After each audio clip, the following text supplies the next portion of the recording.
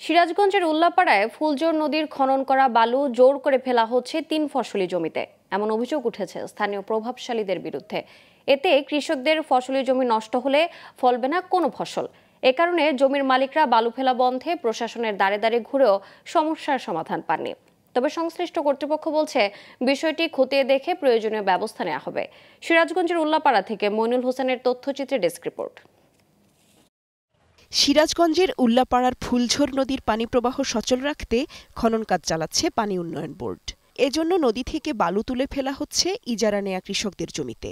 কিন্তু কৃষকদের অভিযোগ, পঞ্চক্রোশী ইউনিয়নের বন্যাকান্দি গ্রামে প্রায় 100 বিঘা ফসলি জমিতে টাকা পরিশোধ না করেই বালু ফেলার পায়তারা করছে স্থানীয় প্রভাবশালী মহল। এতে 3 ফসলি জমিতে ফসল ফলানো যাবে না, আর ক্ষতিগ্রস্ত হবে কমপক্ষে 2000 পরিবার।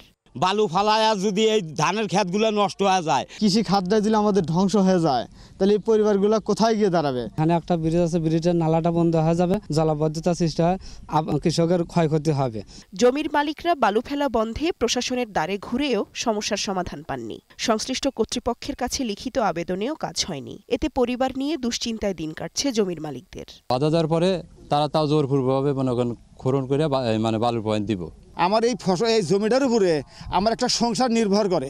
আকুল আবেদন যেন সরকারের কাছে যে আমরা যেন এই ক্ষতির থেকে পরিত্রাণ পাই।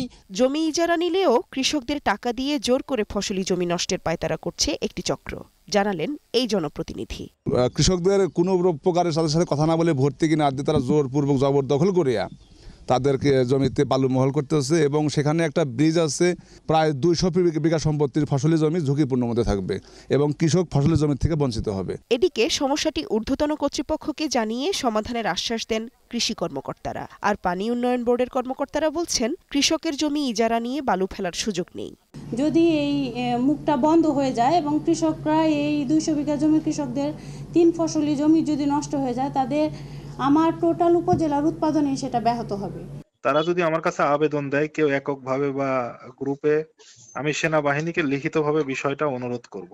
হ্যাঁ, কারণ এটা মেনলি বাস্তবায়ন করে সেনাবাহিনী।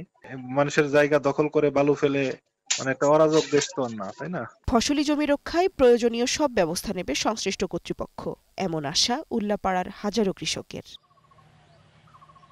Global television news desk.